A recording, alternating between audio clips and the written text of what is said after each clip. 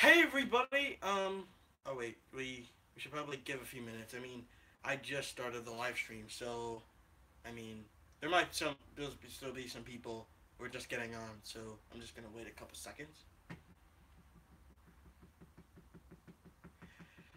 Okay, and I'm done waiting.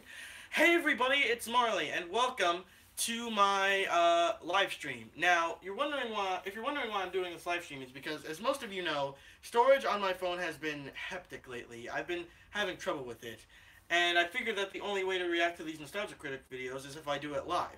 And I've already made a playlist of all the unseen Nostalgia Critic videos.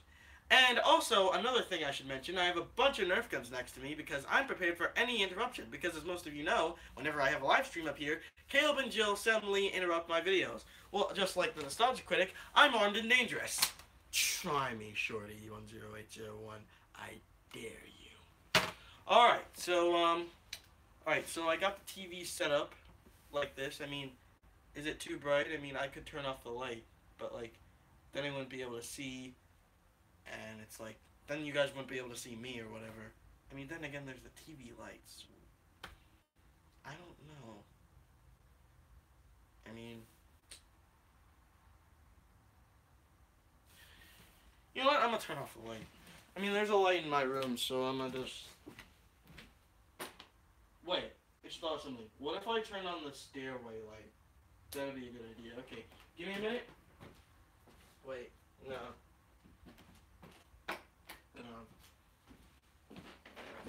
I'm not a huge fan of the dark, so you guys will understand me.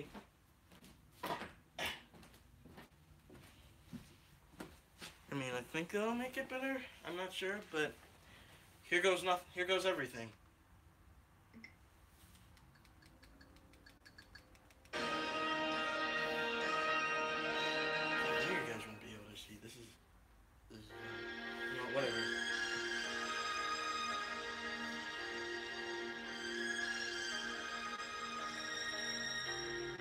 Tailors hold as time, stale as it can be. Wow. Recycled and tame, so much more the same, unfortunately. Maybe just a change. Singers that aren't fake, but the suits are scared. No one is prepared. Disney's plan remains. All of it's the same. Never a surprise. But you'll watch it all, 'cause Disney's got your balls as the critics sigh. Even what is new makes no freaking sense. Really got that all the filthy words forgot what wasn't half as tense. Certain as the cash, the studio will rake here a second time. Songs spread far and wide. Disney's plan remains. Wow. Who cares if it blows? We're rolling in the dough. Disney's plan remains. Oh my god. Wait, I just got a text. Whoa. What? Whoa. Oh, that's oh wow. Okay, while the intro's going on, I just got a text, so, give me a minute. Oh.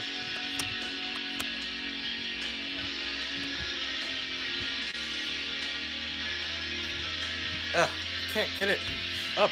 Can't.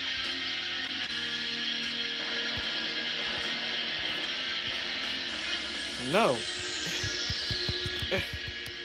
What's going on? Well, I'm the Nostalgia Critic. I remember it, so you don't have to. I know. And welcome to the final installment of Disney live-action remake month. There we go.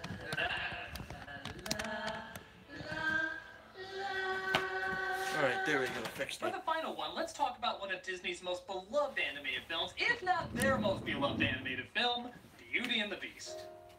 With its amazing animation, stunning music, and unforgettable characters, it received a standing ovation at the New York Film Festival, was the first animated movie to be nominated for a Best Picture Oscar, and is regarded by many to be one of the best animated movies ever, if not the best. Yeah, remake that shit.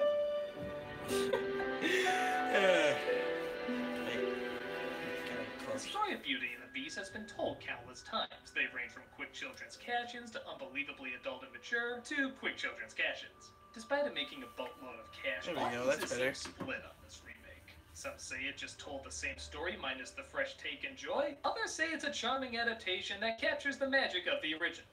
I say, you're full of shit, Knox. Is there any wiggle room for us purists that love the original so much? There's a lot to talk about, so let's get right to it. This is the live-action remake of Beauty and the Beast.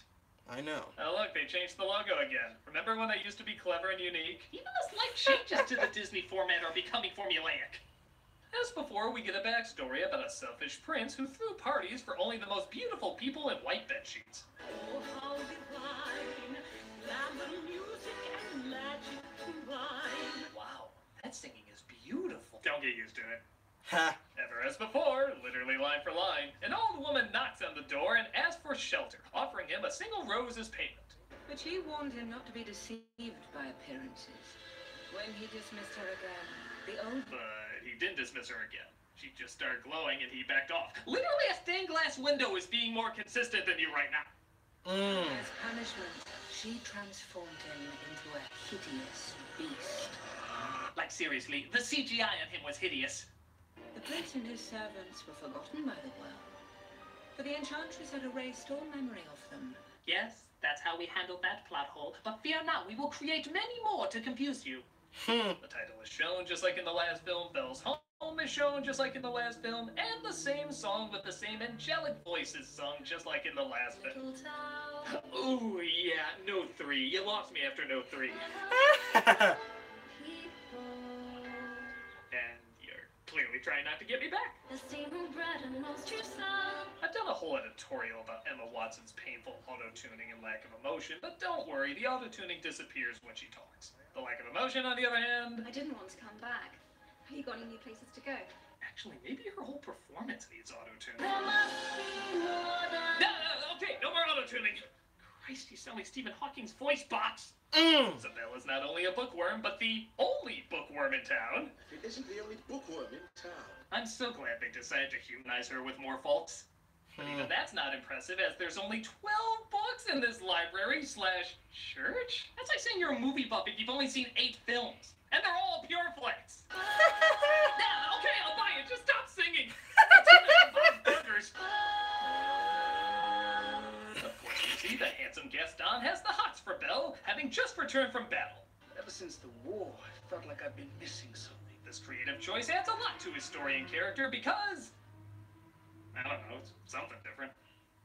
Something you'll notice very quickly is while the song numbers clearly have a lot of work put into them, they still somehow seem slow and lifeless. You call me Excuse me, I'll get the nut. The original has the advantage of being animated. It can exaggerate everything and get the timing perfect, practically leaping off the screen. But still, why does it seem like there's so little energy here?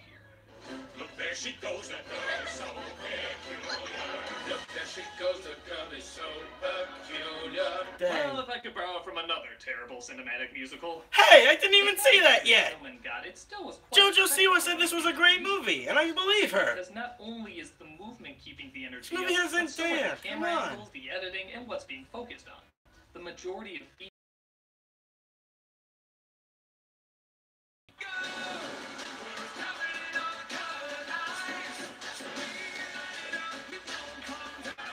This is just people walking around, and it's shot, edited, and feels like people just walking around.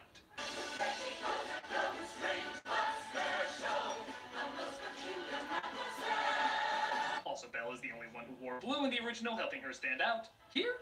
Who gives a shit? She's from Harry Potter. That's interesting enough. Ha. You have that? Have you read it? Well, not that one, but you know, books. Much like the script, I didn't read it. Yeah, the one good scene in the movie. All as a moment lasts forever. How can a story never dies. I'm serious. This Making sure edition, though not sung very well, is filled with so much heart and emotion. In this one scene, through lyrics, paintings, and expressions, we know who he's singing about and what she meant to our leads without specifically addressing her. Please just tell me one more thing about her. Except when they do. Do you think I'm odd? Odd.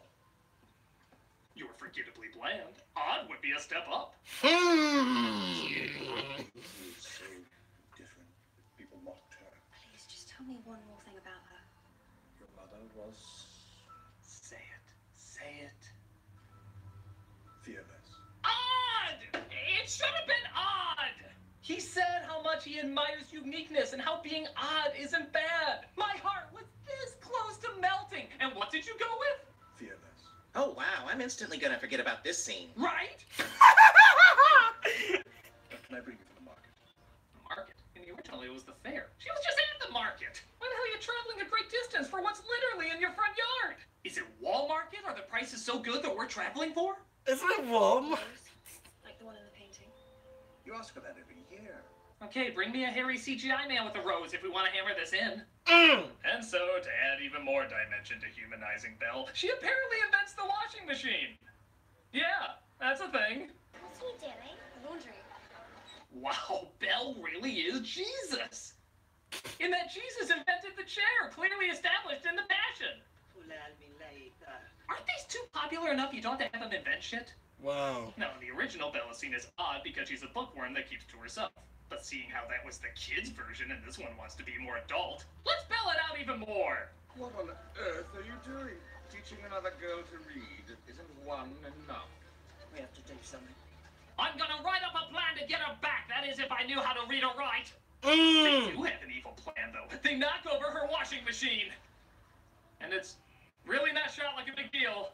It's only a few seconds, they don't even focus on her looking angry. And you feel more sorry for this guy. The attention seems to be focused on him. Why will people just let women use washing machines? My god, that sounds sexist, Beauty and the Beast. Wow. Gaston approaches Belle and suggests they become an item, but Belle turns down his wedding proposal despite him never giving a wedding proposal. Some of us have changed. I'm never going to marry you, Gaston. I'm sorry. Now, of course, in the original, we see the beginnings of Gaston's cruel nature and Belle's frustration reaching her peak. Here, it's just another scene. Yeah, look at how angry he looks in the original. He says Belle's gonna be his wife. He marches off super angry after getting this whole big wedding proposal thing put together. I'm in the mood for nachos. Maybe pizza. No nachos. Big Madame Gaston song, and it doesn't feel warranted. You see, time passed in the original, so you can feel the emotions rising even when they're not on screen. It also allowed for a location change, so you're not getting tired of looking at the same place for too long. But in this order, not only are we stuck in the village for longer than we need to be, but Belle just comes across as bland whining after bland whining. There's no break from it. I want adventure in the great wide somewhere. Yeah, along with your mother back, your father talking about her more, girls reading, patenting your washing machine, a rose, Gaston not asking you to marry him even though he didn't ask you to marry him. And word of advice, don't smile when you're singing what you're frustrated about. I say that's child actor stuff, but you were a child actor! Belle's father gets lost on his way to presumably the greatest market in the world and stumbles across the Beast Castle. He finds it's filled with all sorts of nightmare utensils, charming little friends, as he's intimidated by the place and escapes. Wait. Roses. I nearly forgot. I promised Belle a rose. I mean, sure, this place is haunted and I was fleeing for my life, but a rose! When am I gonna come across that? The Beast captures the father, though, as the horse goes back to Belle, and she demands that she's taken to him. Pleasant weather, then horrendous winter? Must be in Chicago! Ha! Such a wide range of expressions from Watson, isn't it?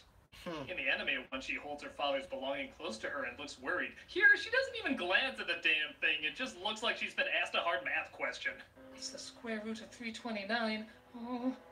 It gets even better when she finds her father locked up and the beast confronts her. The film takes what was an emotional moment of fear and discovery and almost fast forwards through it. Look at the time it takes for every character to come to their decision. Belle has to think before offering up her life. Beast has to think before realizing he may have a way out of his damnation. The reveal of him is slow, letting her reaction sink in to what she's about to do. But that movie was an hour and a half, and this is but a mere 2 hours, 10 minutes. We gotta bullet point this shit! Quickly offering up her life. Punish me, not him. Check. Quickly revealing the Beast. Check. Quickly having Beast realize what this could mean. Oh, we didn't even have time for that. Okay, whatever. Emotions are secondary in a romance. Why else would they show Beast and Belle together as little as possible? Not even kidding. Remember when the Beast sees her crying and feels bad and then decides to give her a nicer room while also being domineering? How he's trying to be sympathetic, showing some emotion, but losing it again when he brings up the West Wing, establishing a mysterious connection to it?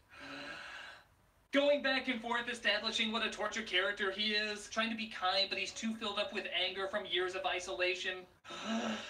Making Belle's new environment all the more uncertain and frightening, making the danger, fear, and captivity feel all the more real. All gone! Yes, really. Really? Now it's Cogsworth and Lumiere doing all that, because they didn't give them much time earlier for whatever reason. We don't even have a breakdown from Belle, realizing the sacrifice she made. She just walks blandly through the palace with no fear, no intimidation, no nothing. Oh, but don't I worry, already saw this the movie. Beast is even less interesting. Even taking away how distracting his CGI is, even though it originally was gonna be makeup. It's like Superman's CGI upper lip, except it's the whole thing. But listen to this line from the original. Have you thought that perhaps this girl could be the one to break the spell? Of course I have. I'm not a fool. Well, guess who goddamn is? She's the daughter of a common thief. This Beast hates that she's in a nicer room, roaming around the castle, and has to be told that she's the one that could possibly break the spell. You're making her dinner. You gave her a bedroom. It's the most ridiculous idea I've ever heard. Charm the prisoner. Okay, look, the other Beast is a brute, but he still has some connection to an intelligent, emotional human being. That's what Belle has to discover. This one's just a dumbass. He's not intriguing, he's not smart, there's no sympathy, so there's no relating to him. Between both their lack of being invested in anything, I think the real couple I want to see get together in this is these two. Oh wait, that was a gay joke, wasn't it? Oh my god. Ugh. So no ad, right? Thought so. So a mere 43 minutes in, and we're finally introduced to Mrs. Potts. God, I love how this movie is structured. As we're given, frankly, a confusing connection between the credenza and the wardrobe. Maestro, your wife is upstairs, finding it harder and harder to stay awake. She's counting on you to help us break this curse.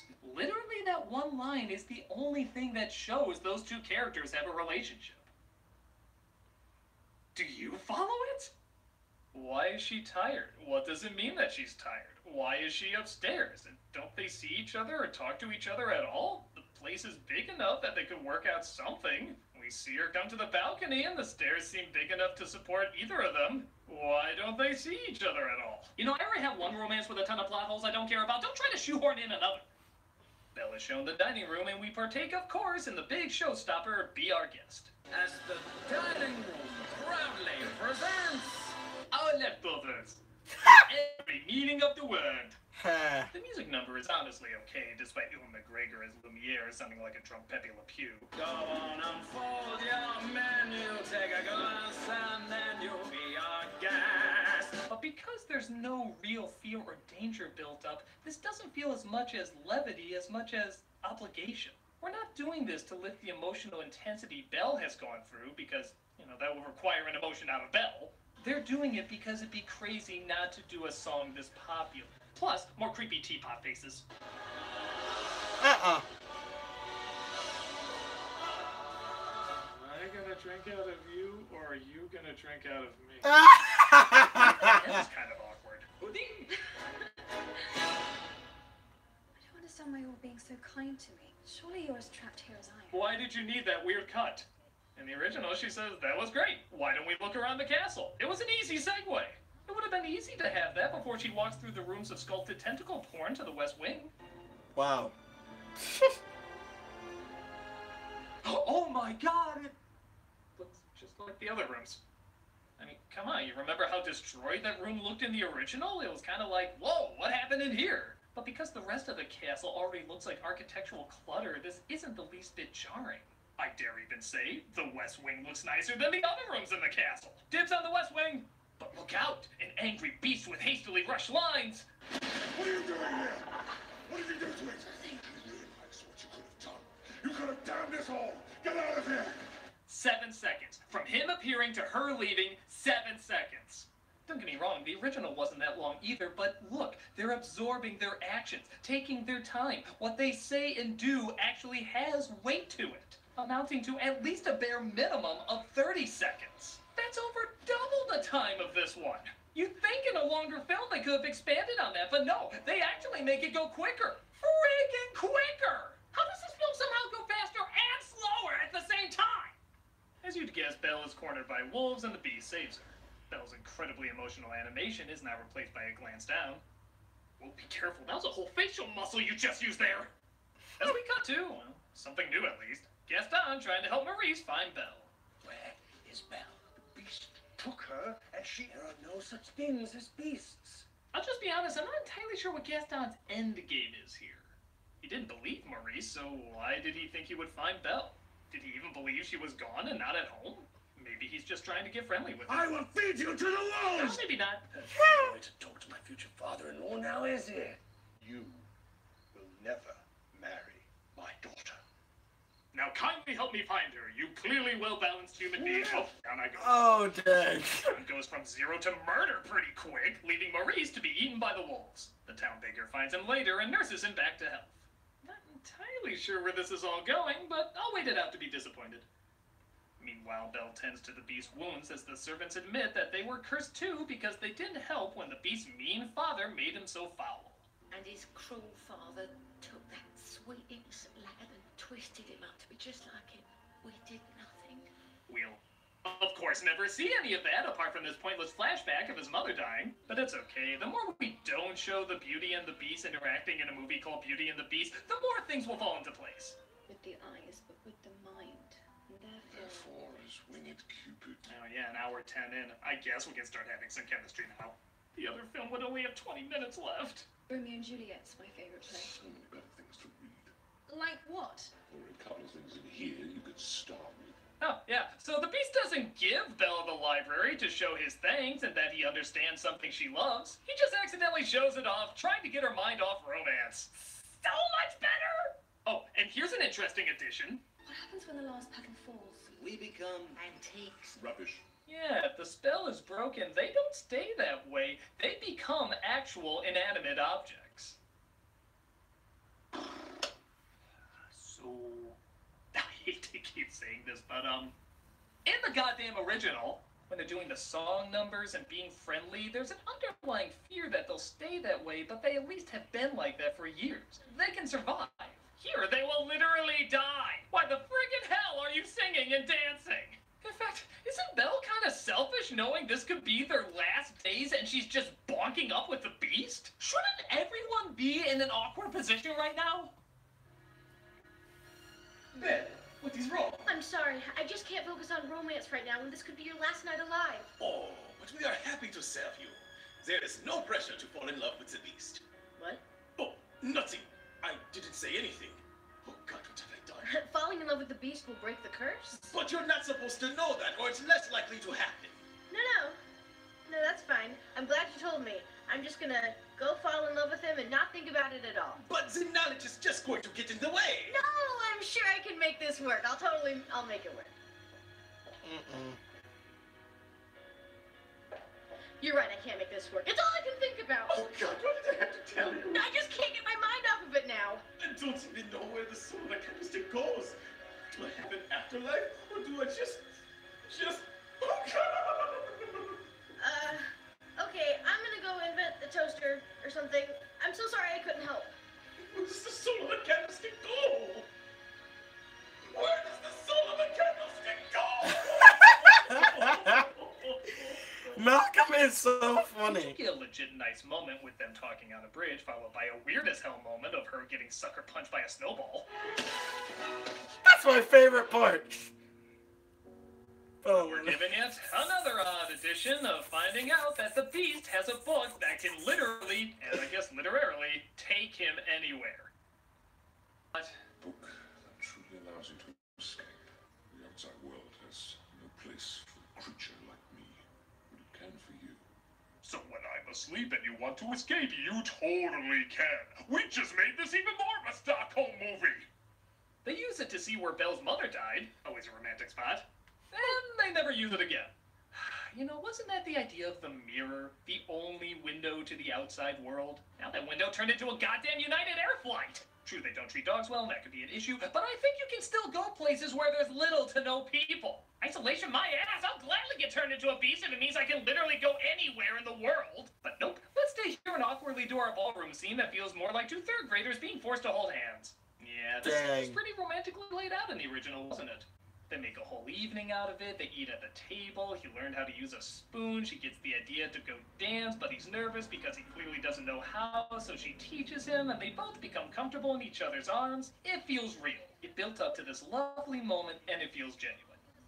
Again, all skipped. Just go straight to the ballroom. Go down the stairs, turn right. That's all people really want to see, just the image, not anything that led up to it. How is this even proposed? If you're not doing anything tonight, I was hoping we could just go to the ballroom, dance for exactly 2 minutes, and stare blankly at each other. But it'll lead to this shot. That means we're in love now. And by the way, to have currently one of the greatest living singers in your movie and have Emma Thompson sing your big song. As the sun will rise. I'm sure McDonald couldn't top that. God, you're a bad movie! Belle sees through the mirror, though, that Gaston is having her father locked up. Not to get Belle to marry him, but just to cover his tracks for trying to kill him. That is so much better when it's bullshit! It's bullshit! He's in trouble. Wow, again, barely even thought about it. This is actually kind of amazing. Look at the same scene in the Good Movie. He was told he was dying. He looks at the rose, thinks for a moment, on the verge of tears. He then tells her she can go. He realizes what he's giving up, but he loves her so much, he's willing to make the sacrifice. This sounds more like an office favor.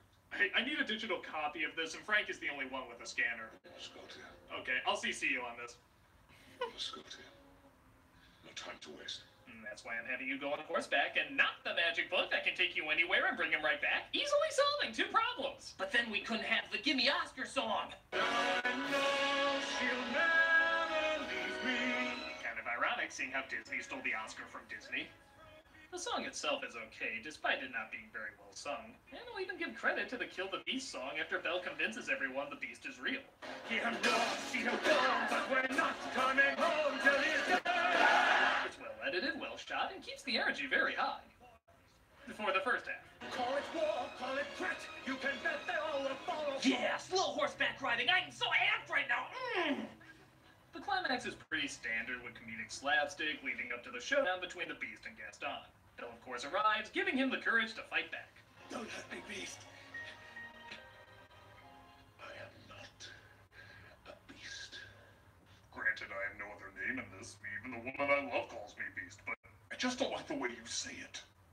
Gaston gets one last shot before falling to his death. The living objects are turned into inanimate objects, and Belle confesses her love in front of the Enchantress?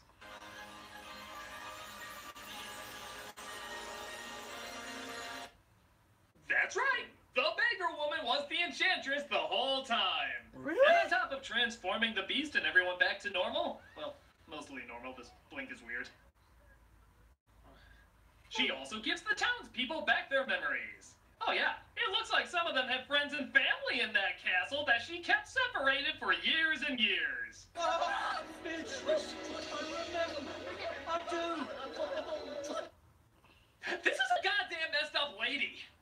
She's gonna punish the servants with death if the Beast doesn't fall in love. She erased all memory of government, kept families apart, pretty much altered this entire world, and for what? So they could learn overcoming prejudice comes down to beastly violence? So she could let another selfish asshole ruin things while she watches and does nothing?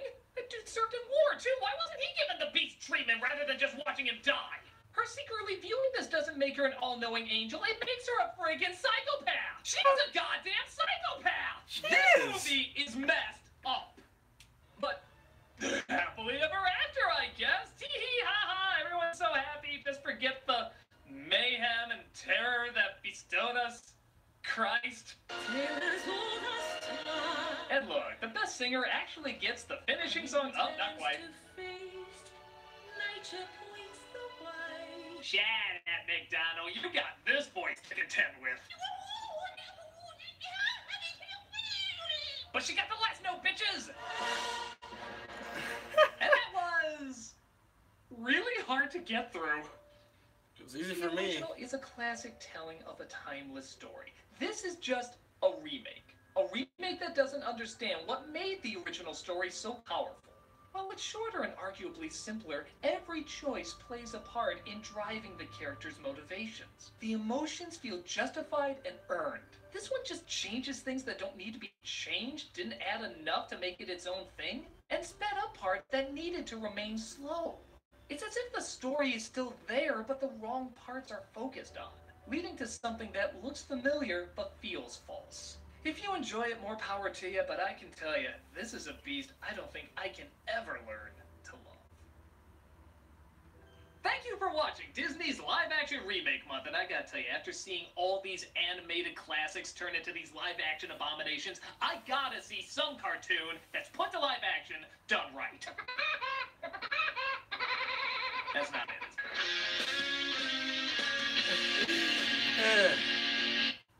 I gotta say, that was funny.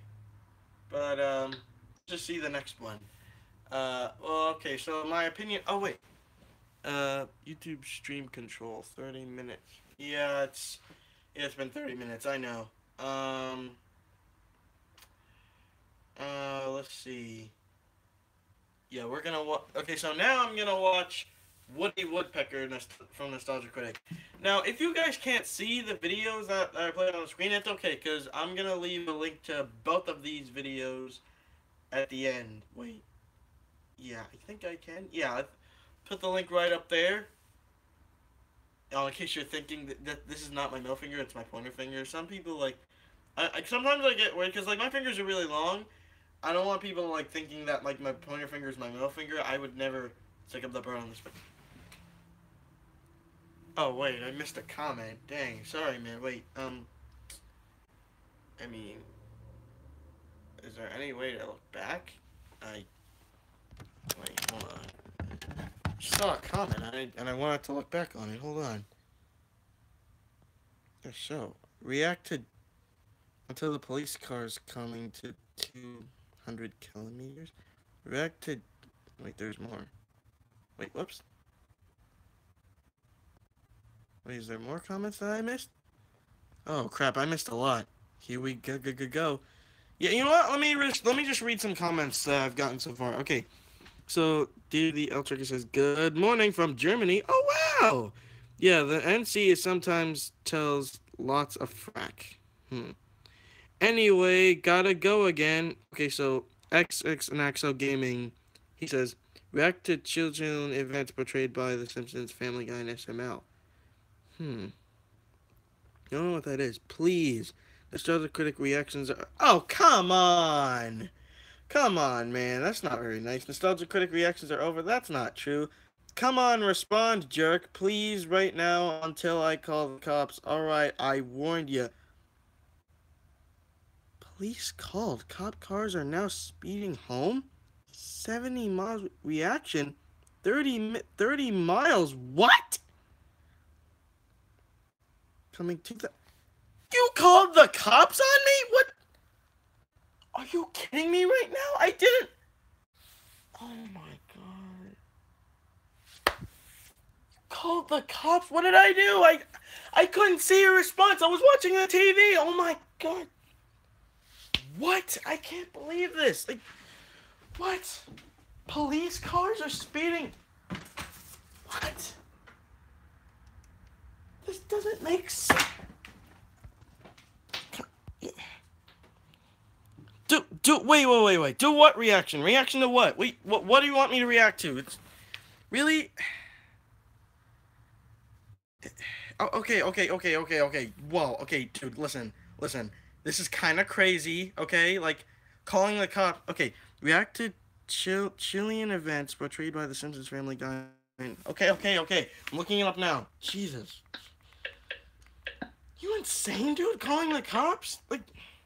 That's insane. Like, all I'm doing here is just... Okay, so... Chilean... Okay, so... You said Chilean...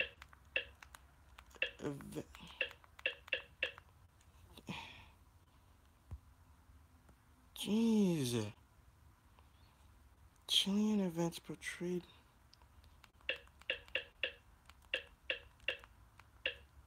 Jesus. Dude, I'm really sorry I didn't respond to your comments. I was watching the TV. I couldn't see them. I'm sorry, man. I didn't know. Doesn't mean you gotta call the cops on me. I'm just doing a reaction video. Because, like, a lot of people were, like, requesting... Like, a lot of people on my show watch me react and start to Critic videos. There's no reason to call the cops on me. Are you serious? Okay, so the video is called Chilean Events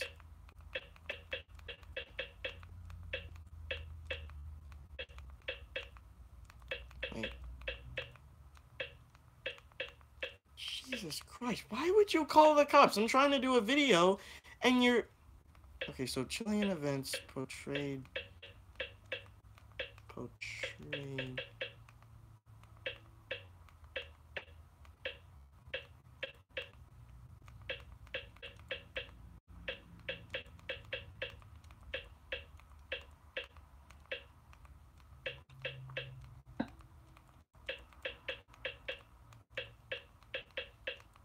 by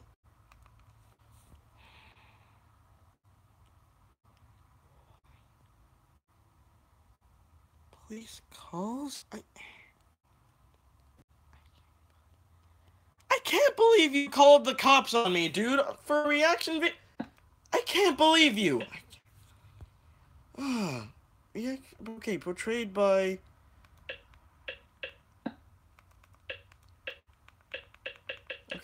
Okay, you see, I'm looking it up, okay? You see this? I'm looking it up, okay? By the... Wait, did I press space? The Simpsons.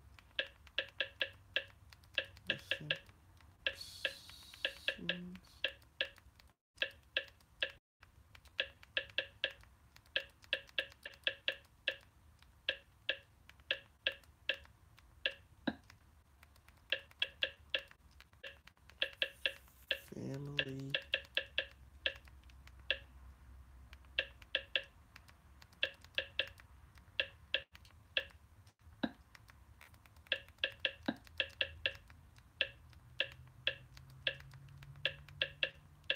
Guy.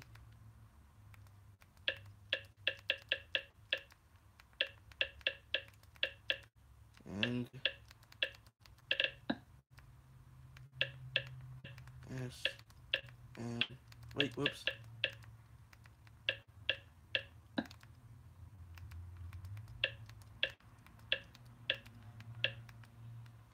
Okay, there. I'm gonna search it now. Okay, Chilean events, but you made the video. You know, it amazes me how far you would go to get somebody to react to one of your videos, but you know what? Since you were so desperate to call the freaking cops on me, fine. Yeah, okay, you know what? Fine, Naxo, Gamer, whatever. I'm gonna react to your video, okay? Does that make you happy? Alright? Like, comment back if this makes you happy. Like, comment back. I'd love to know. Comment back. I'll wait. Yes, it makes me happy. Great, because calling... Okay, but just in the future, dude, calling the cops on me because I'm not reacting, not responding... Dude, my eyes were on the TV. I couldn't see... I canceled the call. Thank you. Oh my god. Dude, you only call the police for emergencies, not something like this. It just... Okay, you know what? I'll watch the video, okay? I'll watch it. Actually, I like SML and stuff. This will be great, alright? This is my first parody based on portrayed SpongeBob crazy. I didn't have time to read that.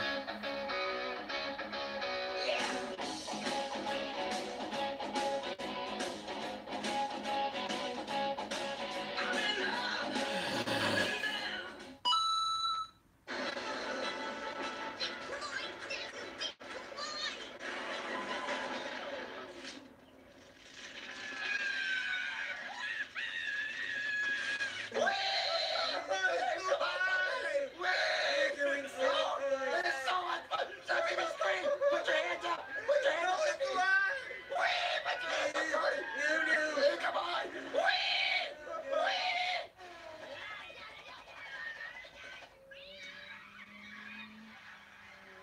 cats interrupted that race? Like, I don't know any of these moments in Chile, dude. I wouldn't understand, but I'll keep watching. Wait for the cab. Homer, we can buy Scotch tape tomorrow. There's the cab. Go in a circle. Go in a circle. Go in a circle. Advertise stuff. Advertise stuff. Go in a circle. Man, how many quarters does this game take?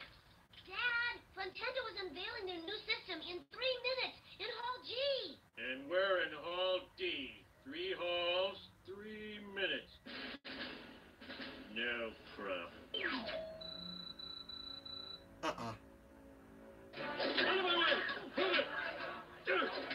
Still to normal.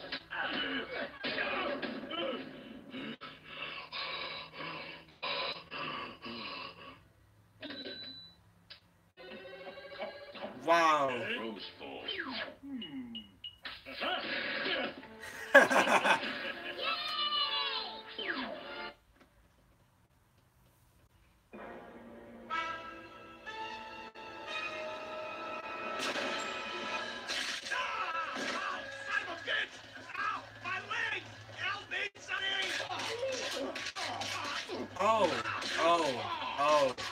Oh. Dang. Ryan, why does everything you touch turn to garbage?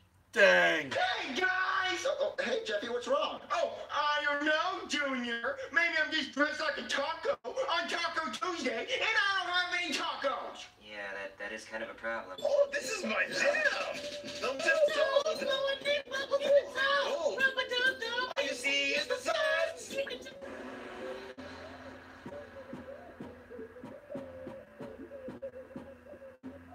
Some people say I'm a nerd, but I'm cool. Oh my God! Yeah, party! Ew, ass with friends. I do have a job opportunity for you. I'll pay you $50 an hour. No! No! $50 like five with a zero in my head? Yes, Chef Weimer. I will pay you An hour? an hour. Oh, God. Don't tease me. Please tell me you're being for real. I'm serious. Yo, welcome back to America's Got Talent. Let's welcome our next performer, here to play the harmonica, Peter Griffin. Hi. So, where are you from, Peter? I'm from Quahog, Rhode Island. Woohoo! Cohog! That's my family. My wife daytime drinks on vacation. Okay, Peter, let's hear what you've got.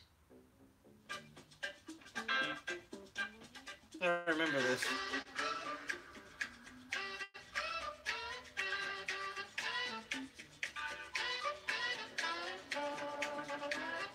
Just wait for it.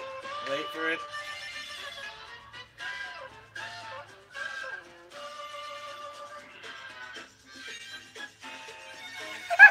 Oh, he's nailing it.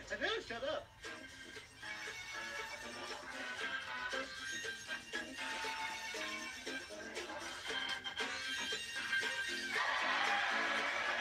Get it, dude. Get it. Uh-oh. Well, there goes my music career. All right, Jeff, I'm going to give you a push. Okay, Donnie.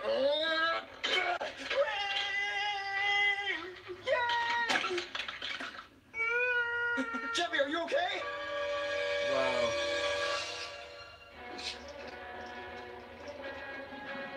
Uh-oh. You little?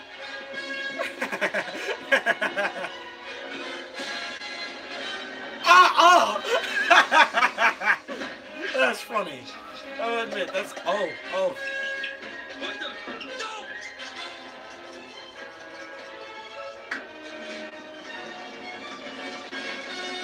Uh-oh.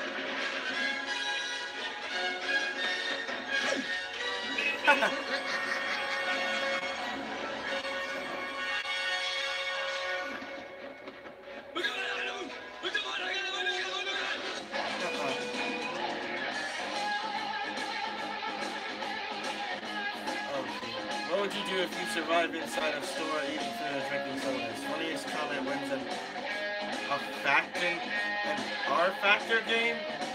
I don't know what those are, dude. I don't know what those are. Um, um, a store eating food and drinking sodas. I'd obviously have some sort of, like, my phone, something so I could call the cops, but, like, yeah.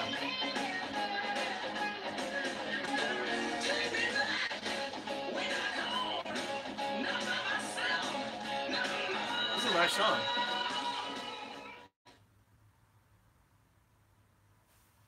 Alright, well, there you go, buddy. I reacted to your video. I cannot believe you called the cops on me just to do this. This is just... Oh my god. Okay, can I go back to my Nostalgia Critic thing now? Because, like, I was kind of doing something. And then you called the cops. I cannot believe you did that to me, dude. That was not cool. You're only supposed to call the cops for emergencies, pal. It's not, I mean... Oh my god.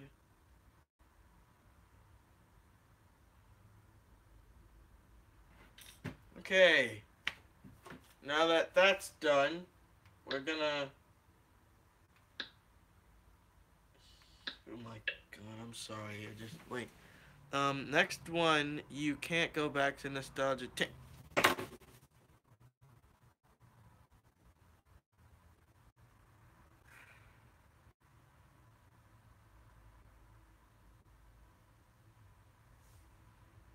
How is this fair, dude? How is this fair to me? Like, I wanted to do this, and you're making me do something else. I mean, I literally titled the whole thing Nostalgia Critic live stream. A lot of fans have been waiting. Dude, I mean, you gotta... I mean, come on, dude. How is this fair to me? Okay, so, see that? This is as dark as it gets.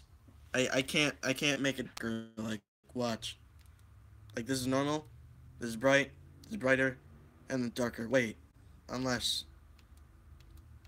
No. See, dude, I can't make it darker. This is as dark as it gets. Like, I can't change the darkness level.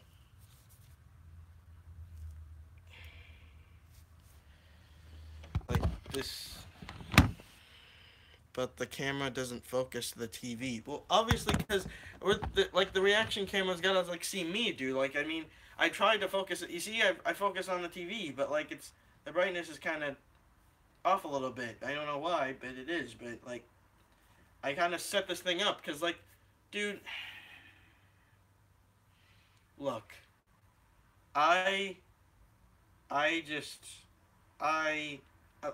Look. Now react to Glitchy Vlog's SML bootleg adventure. But dude, this is not fair. This is supposed to be a Nostalgia Critic. I hope is funny as hell. Okay, look. I know you want me to react to videos, but I had a plan here, dude. You can't just... If this was a request and a video to react to thing, you know what? Okay. Tell you what. How about sometime later, maybe not this week, maybe next week, I'll do a live stream where you guys can ask me to react to different videos. How does that sound? Okay, like, I mean, that sounds pretty fair to me. Okay? Like, because I had a plan here, and you're kind of making me do other things. Because I had a plan, and this is not what it was. Like, my plan was to react to Nostalgia Critic videos. That's... Because, like, I literally, like, been... I get it, bruh. Okay, great. Glad we've come to an agreement. Alright. Okay, so now I'm gonna keep going with my reaction thing, and maybe sometime this month, I'll do a live stream where you guys can request what videos you want me to react to. But right now, I'm gonna react to Woody Woodpecker from Nostalgia Critic, because I've literally been holding myself back on watching the videos. I have to wait for this moment, so... Alright. Brought to you by the Black Tux. Premium rental suits and tuxedos delivered.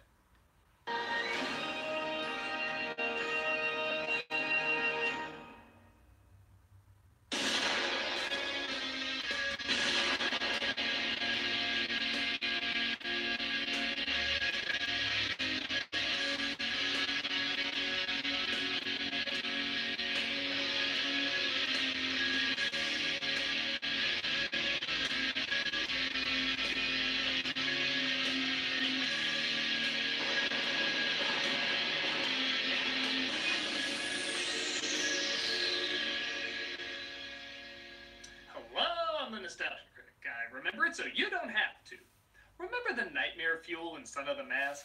I know which one. This one. Imagine that for an hour and a half. Don't want to? I did, and you're gonna suffer with me! I actually saw this on Netflix, but I didn't want to see it just yet. Based on the animated character who became a hit in the 40s, the Woody Woodpecker movie targets this American icon on its most American audience, Brazil. No joke. Brazil is where this film premiered, and they didn't even bother with a big screen release in America. It just went straight to DVD. I don't know what kind of sign that is, but judging by the ton of people that want me to review this, I'm assuming bad. I have no real like or dislike for Woody Woodpecker. He seemed perfectly serviceable for what his character was supposed to be. But from what I'm hearing in this film, there's a definite pecker that needs to be chopped in it. Let's see what's good enough for Brazil, but apparently not us. This is the Woody Woodpecker movie. Universal? Ooh, maybe Woody's part of the Dark Universe. That's what Tom Cruise changed into at the end of The Mummy. And by God, he's more scary looking than I could have imagined. We open with Woody waking up in his tree to find poachers illegally hunting in the forest. This ought to be fun. Come on. Definitely part of the Dark Universe. Never saw it. Why do his wishing effects look like firecracker popsicles? Okay, boys, you got me fair and square. This film knows how to update Woody. Its pop culture references are only 20 years old as opposed to 70. And I'm the one with the brain the size of a walnut. Hey Marley, what is it, dude? What is it? This.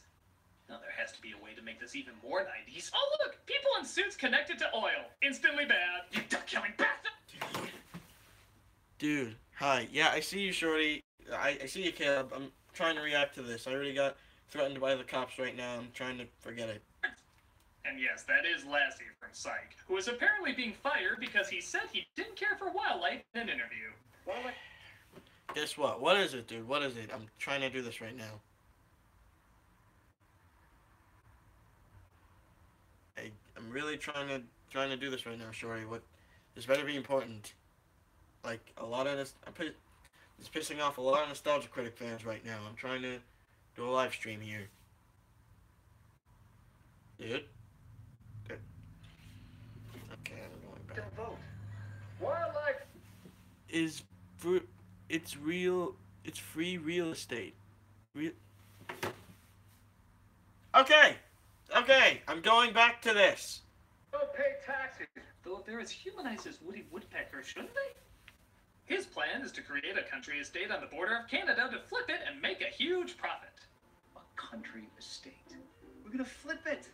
Take a huge profit. I'm gonna start my own firm. I just know the kids who wanted to see the Woody Woodpecker movie are following all of that. Meanwhile, we see Woody relaxing on the pond belching. And we immediately cut away from it. Sorry, audience, that was an essential burp. The film would fall apart without it. But his ex-wife and presumably ex-son drop by to tell him that her father died and she needs him to watch her son for a while. Apparently enough time to build an entire house. Yeah, they're together for a while in this film. That's a lot of time off. I'm sorry, Linda. The timing is just really bad. I would like to help you, but I can't. And that's final. Now I'm just gonna have you take a wild guess as to what they cut to next. A, the son with the father. B, who cares what the rest are because you know it's obviously A. My hands are tied. You saw that? Yeah, I know. It's what the director thought was funny. I know you don't want me here. The only kid you want in your life is your girlfriend. There are so many wrong ways to interpret that. They get to where they're going to build the house and decide to make a little food. Don't you dare post that. Too late. Hashtag epic dad grill fail. Both of my followers are gonna love this. One of the rangers named Sam introduces herself and lets them know that they've been having problems with bird poachers. Not enough problems, in my opinion. I hear you're building a house up here. 5,000 square feet, every amenity. Don't you think it'll kind of overwhelm the landscape? And for some reason, it looks like an ice cube tray turning into the Wolf of Wall Street boat. Dang. The son comes across Woody, who immediately has a hankering for some snacks. Are those peanut butter bonkers? I'm a sucker for peanut butter. Come on, brother, share the wealth, spread the love, hook me up. What are you trying to tell me? I'm just a pawn character. I can't actually think in this movie. They seem to form a friendship, I guess, despite the film stopping to tell us otherwise. Don't let the mushy music fool you. We're not friends or anything. I'm only doing this for the free food. I'm what you call a food prostitute. I'm gonna Really? call you Woody. Huh? You like Woody. Funny how I can speak English, yet apparently I never had a name. My mother used to call me Jonathan before she was eaten by Yogi the Bear. That's right, Woody's got a backstory. Nobody ever asks! He comes across the rest of the family, and they do not take to his rascally ways or ass humor.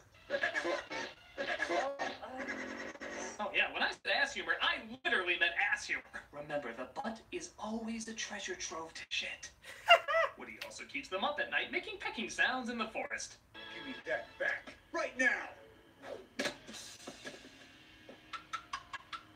You know how many times in your life you get to say, I miss the walrus? Lassie brings in the bulldozers to start building the house, but Woody tries to stop them. How's that for an eviction notice? No, I do not recall so much focus on anus in the original cartoons. It's been a while. Maybe I remember them differently. You must be pretty cold, buddy. No. Butt, shit, butt, shit, goddamn ass! I guess I was wrong. The son goes into a guitar store and meets a girl who works there. I'm Jill. I'm Tony. Are you visiting? Yeah. Now I'm just gonna let you take a wild guess as to what their relationship is going to be. A, bank robbers. B, if I don't say any more, maybe it will be bank robbers. I can make you a really sweet deal on that guitar if you like. She tells him if he joins her band, she'll let him have the guitar for free, because I guess she's the store owner now. And he comes across some bullies who, even by stock bully standards, have a pretty weak reason to hate him. This is our room, and we did give you permission to use it.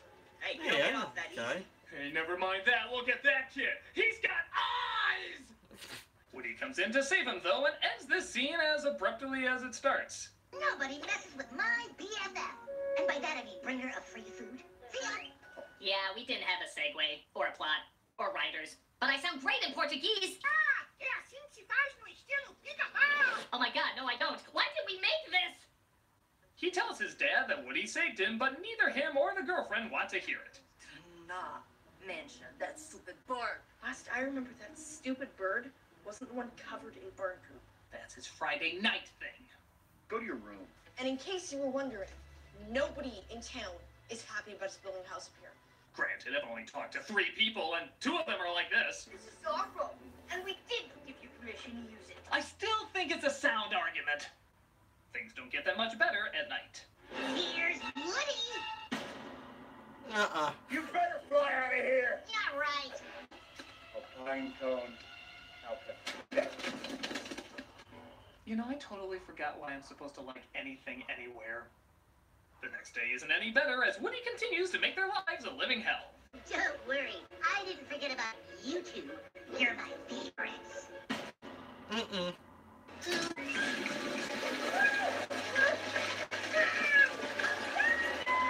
Nonsense, Dick Tracy. Have I laughed so hard at somebody drowning in wet cement?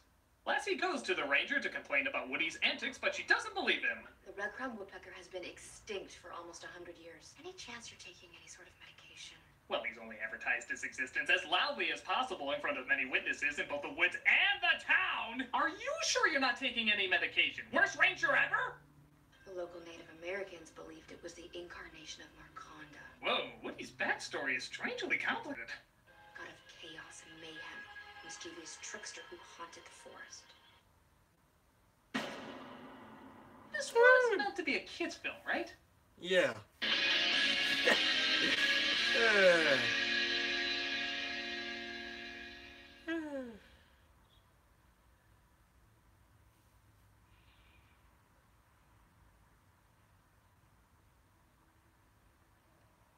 Oh, commercial.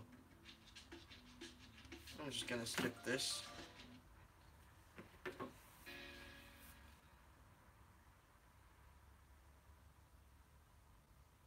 Ah, theblacktuts.com. Tuxedos delivered right to your door. It's just like ordering a pizza, except a lot bigger. And you have to send your measurements because it's a tuxedo. You know, it is nothing like ordering a pizza. But when I want to look good with no hassle at a good price, I do use theblacktuts.com. I mean, everyone wants to look good for that special event, but they don't want to fork out a ton of money for it either. Well, thebblacktux.com is your answer with high-quality rental suits and tuxedos delivered to your doorstep. It's such an easy way to rent suits and tuxes online. Most suits go for something like $1,200, but at the Black Tux, they start at $95. They let you create your own look and choose from a ton of great stylists. Their expert customer care has your back every step of the way, and it's complete. I'm sorry, I'm just gonna skip. And tuxedos delivered.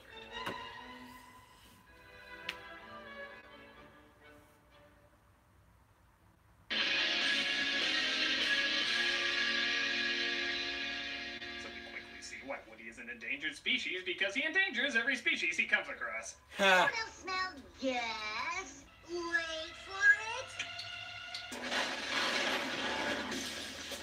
Okay, Woody's a serial killer.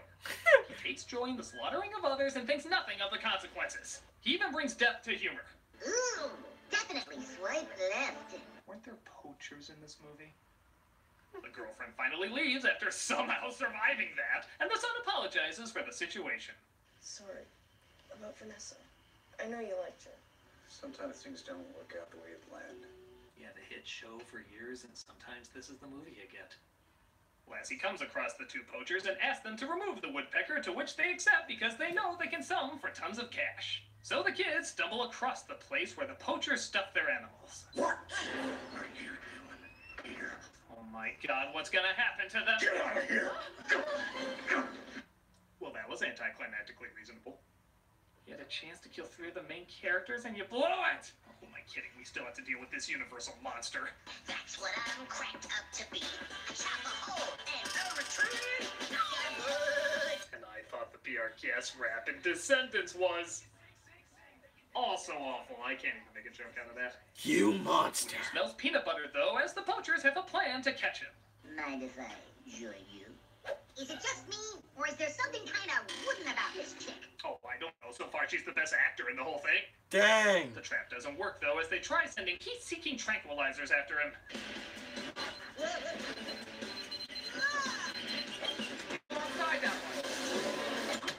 It hits the poachers in the ass as Woody decides to fire an electric net on Lassie. Wow. That is terrifying. Just add that to the collection of Saw victim pictures you have. So Lassie tries to be nice by constantly offering Woody snacks if he just leaves him alone. So the moral is bribery fixes everything. I know what you folks are thinking. Woody is a big, fat sellout. Long before the film started, yes. I let them build their dream house in peace. Okay, even the bear in the big blue house would say that's too much blue. But whatever. The house is made, and there's still a half hour left. What the hell else is there to do? And we have a winner! I guess that. Oh, wait. More poop jokes! You know, this Ew! Costner's urine looked delicious. The kids plan to perform at the fair, but it looks like the drummer gets sick. I'll let you take a while. Yeah, just play it.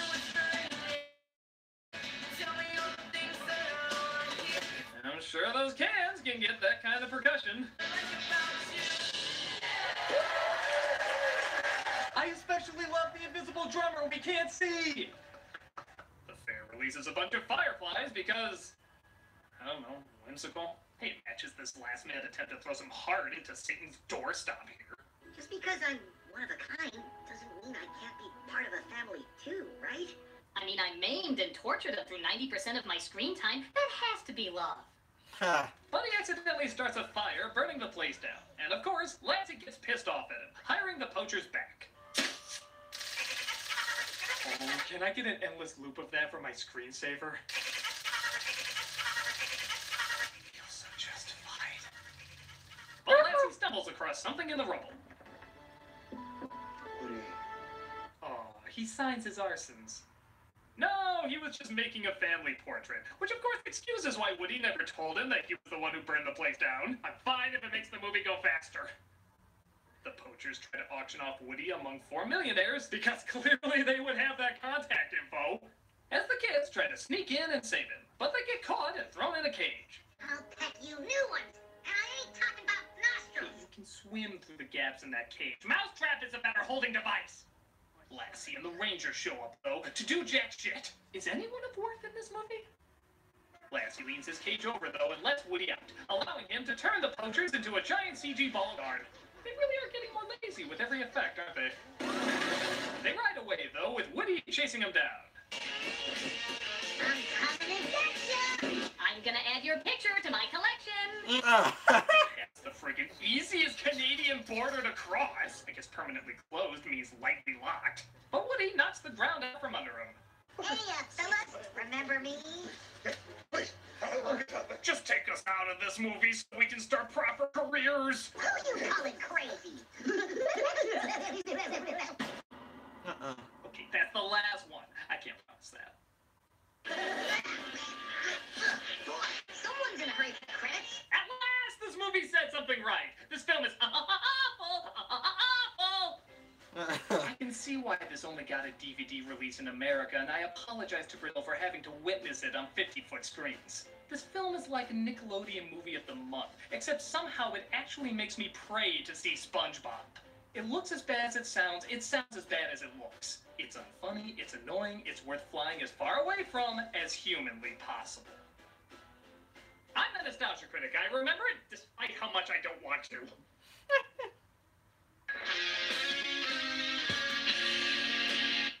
Well, guys, I finally reacted to the Nostalgia Critic videos, and I have to say, they were pretty fun. Besides getting called by the police. But, I don't know why. I just got threatened. I'm sorry, that's still stuck on my mind. I can't believe you did that. Alright, well, I hope you all enjoyed this. Hopefully, maybe there might be a Nostalgia Critic video tonight. I mean, let me check my subscriptions.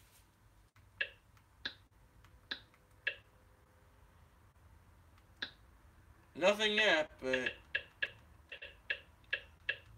hold on, let me check.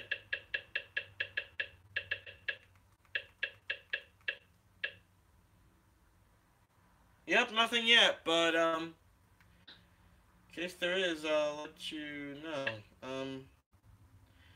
Alright, well, hope you all enjoyed this, and I'll see you guys next time on The Marley Show. Bye.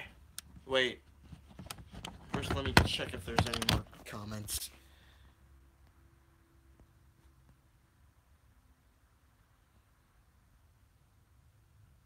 Hey, one more thing.